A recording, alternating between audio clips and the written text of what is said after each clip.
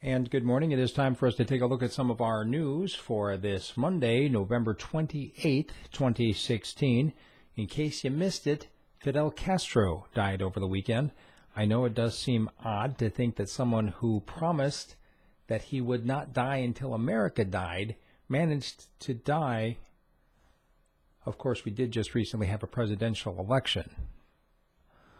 In other news, the recount that has been promised by the Green Party has now been joined by the Hillary Clinton campaign. And of course, the typical expected reactions from around the country is that nothing is likely to change.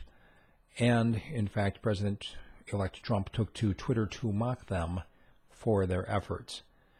There's some stories that surfaced over the weekend from the Japan Times and elsewhere, noting that Russian propaganda may have fueled what they're calling the fake news during the weeks prior to the election. And bird flu has apparently broken out in Europe once again. Some 190,000 ducks have already been destroyed at 6 Dutch farms, although several other outbreaks in Europe of bird flu have been noted. The TASS news agency notes that blasts have been heard in Kurdish training camps in Syria, and once again, the Syrian rebels and ISIS have been using chemical warfare in the latest round of attacks. There is a report out of Indonesia that a bomb maker, 23 years old, a college dropout who was apparently radicalized by a local cleric, was making a bomb more powerful than the devices that blew up Bali several years ago. Also, a report here that South Korea's president is trying to fight the latest impeachment. This is actually huge protests going on, the largest protests against a South Korean president ever, something, of course, that could also weigh heavily on the latest ramp-up in tensions between North Korea and the United States. On the national scene, Paul Ryan apparently planning to change Medicare in a way that looks an awful lot like the way that Obamacare has changed Medicare. More on that, of course, on the national scene this week.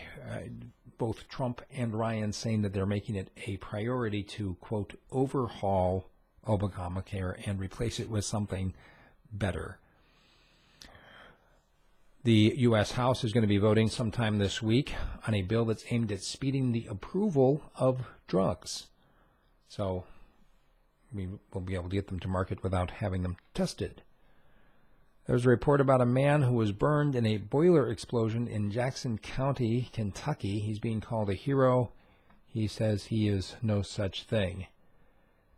And that's what we've got on our national scene. If you'd like to stay with me for another segment, we'll be taking a look at some of our Alaska news next. And I've got a commentary today that is truly Alaskan when it comes to moose car collisions. Something you may not have to worry about in New York City, but you certainly have to worry about it if you're driving anywhere in Alaska. We'll talk about that later.